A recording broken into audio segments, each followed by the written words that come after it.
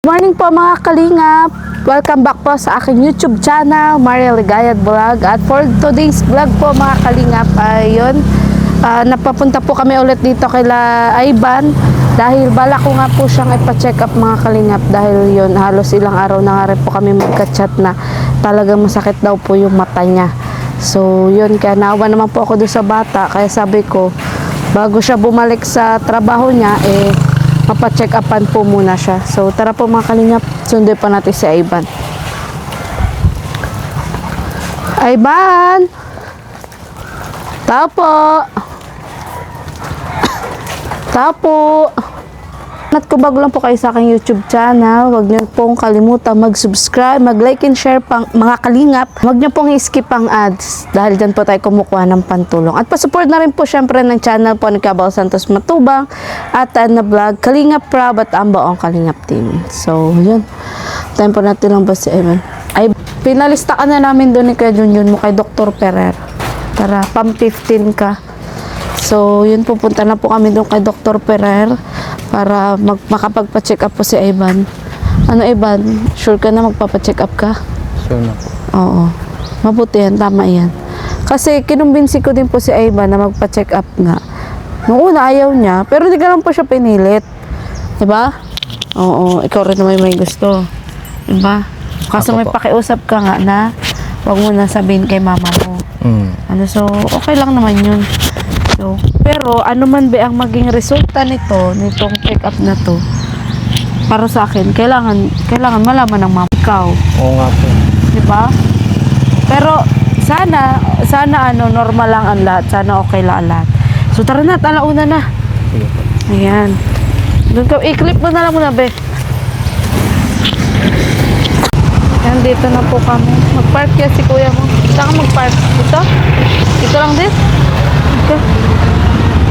Ayan po mga kalinga. Ayan, tanghali na po. At for today's vlog nga po ay samahan ko po si Ivan na magpa-check up po kay Dr. Ferrer. Para malaman din po kung ano ang pinaka nararamdaman mo bro, yung mata. Maliban doon sa ulo. Opo. Pero unahin natin dapat yung sa mata mo kung anong problema. Ayan, kasama din po namin si Junjun. Kaso andun pa po nagpa-park. Ito muna tayo, be. Alipan sa akin nung binsi kita, ano yung nagpakumbinsi sa'yo na magpa-check up? Nararamdaman ko na rin. Talaga na. I-book mo kasi bro, masyadong mahaba. Okay na rin po, Dapat pananggasan. Ano bang talaga nararamdaman? Sa mata po, sa ulo. Kapag nasa liwanag ka, nasa dilim ka, Liwanag. Mas gusto ko yung medyo madilim. medyo madilim. Kung nasa Pag ganito, ganitong maliwanag, masakit sa mata sa akin. masakit talaga, mahapdi. Tapos konektado sa ulo. Opo. Kasi sa tingin ko po, kailangan na niya na salamin din. Ayan. Yun nga, so kung ano man po sa tingin ng doktor, yun po isusundin natin. Kasi ako bro, bago ako nagpasalamin, ganun din, ang sakit din ang ulo ko lagi. Tapos yung mata ko nga, yung parang ang sarap kamutin, tapos ang hakbi. Nagluluwa-luwa. Oo, yun, nagluluha. Nung una, nung chinek up ako, dry lang. Dry lang daw yung mata ko. Tapos may nireseta lang pampatak. Sa daw yun, sa maduming tubig. Tapos after nun, akala ko dry lang. Malinaw na yung yung mata ko. Hindi pala. Kailangan talaga salamin na. Nagkaroon na ng grado yung Mata. Oo, yung mata ko. Saka alam mo ba, kaya kinumbinsi kita kasi may binablog din ako na hindi naman sa tinatakot kita bro. Pero may binablog din ako na yung nanay niya, di naman talaga siya bulag dati. Tapos nag-umpisa lang yun sa pananakit ng ulo. Tapos yung ganito nga niya. Hanggang sa nag-alam nga siya is biglang lumalabo yung paningin niya. Tapos ang na pala nun is yun na, nabulag. Kaya yun yung natatakot ako para sa'yo na binabaliwala mo yung ganyan. Kasi baka mag-alam tayo kung ano na pala yan. Diba? Kaya kinumbinsi kita. Hindi kita sa tinatakot. Ha? Oo, hindi kita sa tinatakot. Pero yun nga. ayoko, kasi nga, di ba, inaasahan ka ng mama mo. Tapos, syempre, bata ka pa, gusto mo pa mag-aral. Kaso nga, yun na, kailangan malaman mo na agad kung ano yung meron dyan sa mata. Bago pa maging, parang ata yun. Limutan ko kung anong tawag dun sa sakit niya. Pero dito din siya nagpa-consult kay Dr. Ferrer. Kasi ang sabi nga nun ni Dr. Ferrer is, huli na nga daw nang ipa-check up. So yung sa'yo, kaya kinumbinsi kita kasi para maagapan pa natin. Diba? Ito na maintindihan mo ako kung bakit kita kinumbinsi. Naintindihan ko. Oo, naintindihan mo naman. Hindi ka naman napipilitan lang. O kasi tinatanong kita kasi syempre unang-una hindi ito alam ni mama mo. Kasi di ba sabi mo ayaw mo ipaalam. Sa bagay hindi ka naman na minor. Pwede ka na magdesisyon sa sarili mo kasi 19 ka na, di ba? Kaso sa lalaki nga pala 21 years old. Pero at least na ka na. Kasi dito naman sa Pinas 18 talaga yung legal age, di ba? So, yun. So, good luck, huwag kang kabahan at magdasal ka lang kay Lord. Sana, lang talaga, simpleng panlalabo ng mata. Sana nga po. Kasi pag ganun po yung kaso, mga kalingap, mapapagawa pa yun ng salamin. Although, mahal din talaga po magpagawa ng salamin. Ito kasing salamin ko, bro. Nasa 3.7. Pero okay naman. Okay naman. Kasi ang linaw ng ko.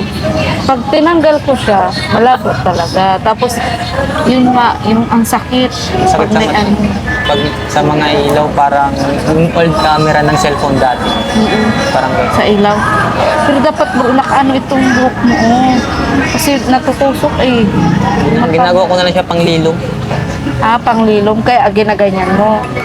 Yun. So, saka marami din kasing viewers na nag-alala sa'yo. Sabi nga nila, ay, Ligaya, deserve yan tulungan si Evan. Tapos, di ba last time, nung sabi ko nga sa'yo, hindi ako makatulog. Alam mo, parang siguro, inaano din ako ni Papa mo, natulungan kita. Kaya ngayon po ito pong pagpa-check up namin ni Evan, wala po itong sponsor. Galing po ito sa aking YouTube channel. Gusto ko po talaga siyang matulungan. Hindi ko na po, kasi nung una sabi ni Ivan, saka na lang Ate Ligaya kapag may nag-sponsor na. Sabi ko, yung sakit kasi nararamdaman niya is hindi natin pwedeng pag-intayin na, wag muna kasi paano ako lumala na, di ba? Saka gusto ko bro, bago ka bumalik na sa trabaho, April 3, di ba? At least alam mo na kung ano meron dyan. Kung anong dapat iwasan mo, anong dapat gamutin mo. Kaya good luck. Napapabuntong hininga na lang po siya. Ayan. Salamat din po ulit kay Tita Evelyn from Italy nung nakaraan na nagpabigay po kay Ivan. Thank you so much po. Thank you so much din po sa mga viewers na sinusubaybayan din po hanggang ngayon yung vlog ko kay Ivan. At yung marami nga natuwa na na-vlog nga kita ulit. Oo. At yun, kasi syempre, hindi nila malilimutan yung pinakilig nyo sila ni Renally dati. Diba? Oo. Eh, natatandaan ka pa rin ng iba. So, yun, intay lang po namin po ulit, magbukas po yung clinic kasi naka-lunch break po. 1:30 po yung balik. Anong oras sa bro? 1:36. Ayan, malapit na po mag-open. So, yun.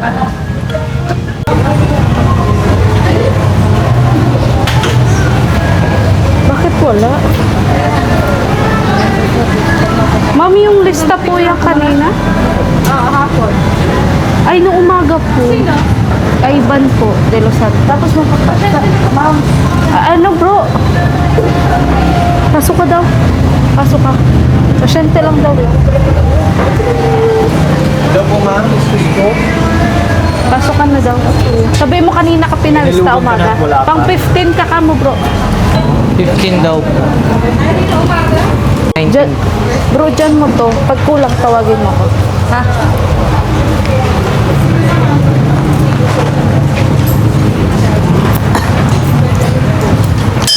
So, So, ayan nga po mga kalingap, ando na po si Ivan sa loob ng clinic. So, wala dito nga lang po ako sa labas.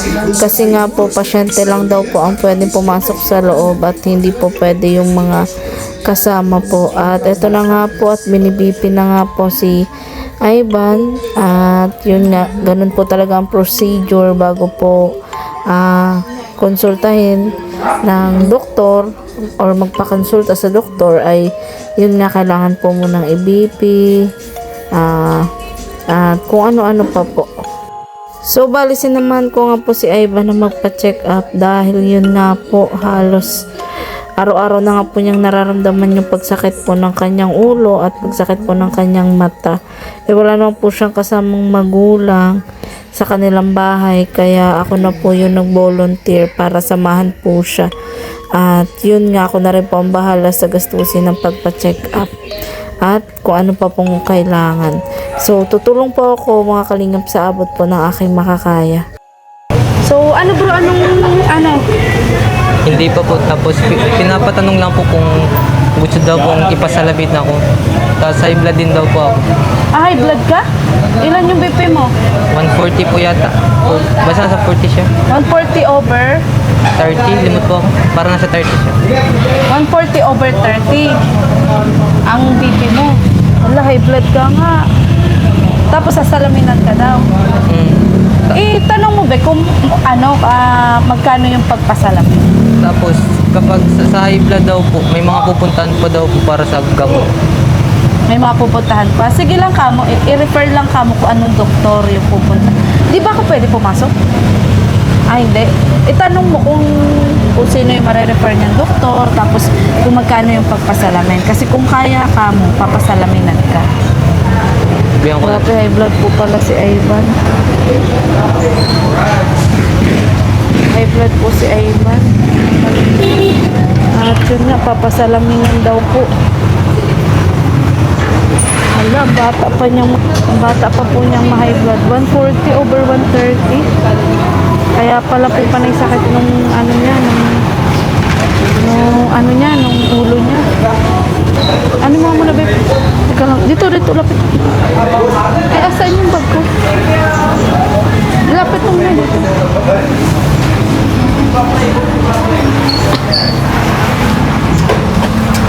Papasalamin siya bang daw, sabi niya. Kano po? Kailangan mo din tanda mo sa internet. Opo. Para mapacheck ang hapon mo. 140 over 90 ang BP mo. Medyo Over? 90. Mataas sa edad ngayon. Mataas po sa ilo. 140 over 90. Kaya mapacheck up ka sa internet. Opo. Maraming nagdat na kung saan mo gusto. Ako saan mo Parang dyan? resetahan siya ng ganito. Kasi delikado din. Kailangan pong mag-maintenance. Hindi ko hindi naman sasasabihin ng doktor niya. Pero sabi ko sa ito lang sa blood na o high blood na lang. Opo. Pero yung mata niya po, May grado din. ilan po yung grado? Ito kasi sa... Kanan, 50 yung kaliwa. Kasi pinapilian mo siyempre. Pili na kayong train. Magkano po pagpasalamin? May 1,2, may 1,5, may 2,000. Sige po. Depende sa mapipili. Saan po kami pipili? Dito yung 1,2 ma'am, dito 1,5. Dun sa part doon na dulo, 2,000. Ayun na ito. Sige po. Napili na ko. Halika mo na, babe. Tapos tsaka tayo pupunta sa sa internist. Sige po. Hindi na kayo. Pili ka, bro. Kung may magustuhan ka daw dito. Dito. Ano po? Ano nga naig dito? Ha? Ano nga naig dito? 1,2 daw. 1,5. 2,5 ata o 2,000? Ano ba yun? Kung saan ka may mapipili. Yung ganito lang yan, oh. Pero yung ganito kasi yung film na ilalagay, sila ang maglalagay. Ganun kasi sa akin yung Kaya tulungan niyo na po ako. Ha? Hindi ko lang pipiliin ko. Sige, hindi. Mag-fit ka, bro. Magsukat ka. Ito, magpili ka rin. Tapos isukat mo siya kung alin yung komportable ka. Babe, ayusin mo yung mo.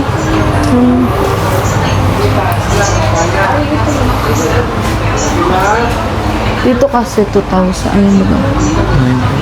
Tapos dito 1,500. Magsukat ka kasi ako nung pinasalamin ako, nagsukat din muna. Magsukot ka, huwag ka matakot. Hindi. Marami mong pagpipilian.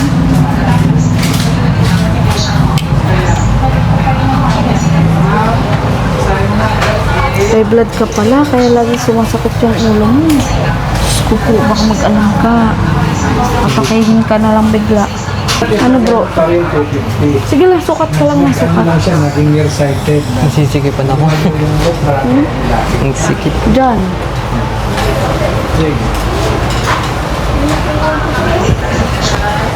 Teka, ano yun sa Dr. Hydration? Apo, apo. Dapat may gamot mo siya. Apo. Sige po. Itong gusto mo? Nataan mo na?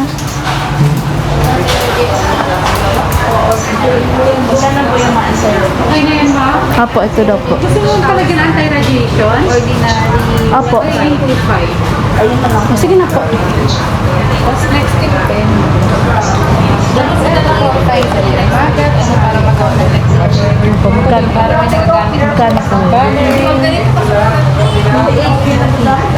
Sama na po yung salamin. Sige po. Ngayon, yun yung BP mo. 140 over 90. Kaya po na. Okay na lang sa labas yung salamin, ha? Apo. Tawagin na naman natin. Sige po. So, ayun nga po, mga kalingap. Bali kanina po, galing na po si Ivan sa loob. Di ba, bro? O kaso hindi ko po siya nasamahan kasi nga, bawal. Ikaw lang. Opo. So, anong sabi sa'yo ng doktor, bro? Mapaano yata sa may high blood? Sa internist. Opo. Kailangan ka dalhin sa internist. Kasi, Para po sa maintenance sa gamot. pero kung ikaw ang tatanungin, paano kung halimbawa is nagpa-check up nga kayo sa internist, tapos high blood ka talaga. Tapos, yun nga, syempre tatanungin ka, mag-undergo ka na ba ng maintenance? Kung ako, ayoko po talaga. Eh di, ganito na lang. Pero magpa-check up pa rin tayo. Kasi para mag-advise yung doktor kung hindi ka maggamot or ano lang, yung home remedy lang, mga ganun. Kasi importante pa rin, Ivan, mag-check up ka. Kasi alam mo ba, mataas yung BP mo. Tapos, yun nga po, nagpagawa rin po kami ng salamin. Worth, po yung binayaran ko, nasa 2.8. Nasa 2.8 po. Tapos, kung magpapacheck up pa po kami, doon po kami sa Leon na lang tayo para kasi sa provincial, wala ngayong hapon. Leon na lang tayo. Kasi bro, hindi pwedeng yung baliwalain kasi pag high blood, anytime pwedeng putukan ka ng ugat. Kaya, tapos yung salamin mo, susuotin mo na din ngayon. Oo, so, okay ka na kahit paano alam mo na. At least, maiiwasan mo na yung mga dapat mong iwasan. Anong naramdaman mo nung nalaman mo high blood ka? Kinabahan ako konti. Bakit? Anong naisip mo? Kasi po, ngayon pa lang nararamdaman ko ganito na eh. Sakit na sa ulo. Baka mamaya, iba na naman ang mangyari sa akin. Bigla ka na lang matumba kung hindi ka nagpa-check up. Kasi di ba pag high blood, na-stroke din. Oo nga po. Napakabata mo pa nga. Ang BP daw po niya is 140 over 90. Sa edad daw po na 19 years old, hindi daw po yun, hindi yun akma. Hindi siya match. Sana nga kabalang to. Inisip ko na kabalangin eh. Malalaman natin yan pagpa-check up natin doon sa internist. Kunin mo muna natin yung salamin. So, tara bro.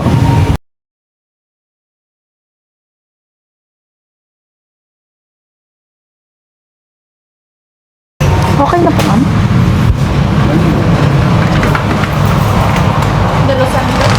Opo.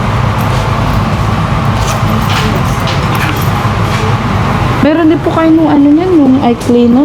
Ay, yung wala po. Sige. Pag sa na lang tayo magbili sa EO. Kasi yung akin meron. Tara.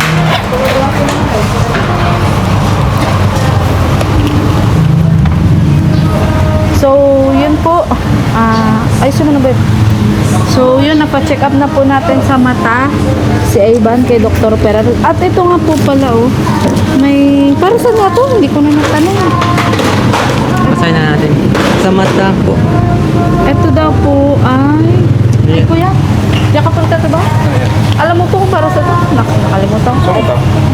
Eh, Tawag ito, pang-anda, allergy. ah, So, pag tumigil na pagmumula, tigil na. Pag pumula ulit, patak mo na. hindi naman namumula. Hindi pa. Kasi, ang sabi kasi ni Doc yan, tawag dito itong hanginan, natutuyo ang mata. Oo. Yun, patakan mo. Nadadry. O yung, tapos namumula, patakan mo rin. Pag tumigil na, tago mo, lagyan mo lang sa rep. Huwag doon sa freezer ha. Oh, sige. Ito sa malamig. Pero kahit di namumula, papatakan. Ay, di ba sa wala ng dry? Sa okay ng mata niya. Hindi na Yung makati. hindi na masakit. Yan. Ah, okay, sige.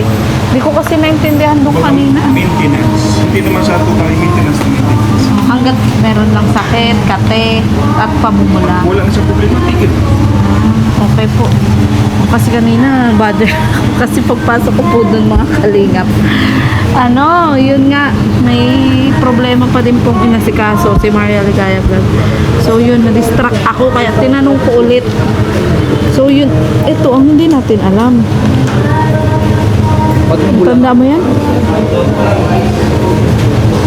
Itanong nga natin. Tika lang, magpasok ako ulit.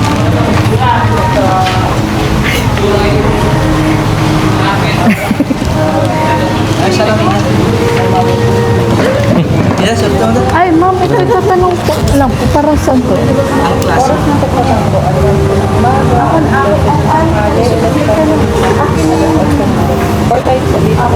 Kung ako dito matanda. Para po saan to? Sa pagdadrive? Sige po. Salamat.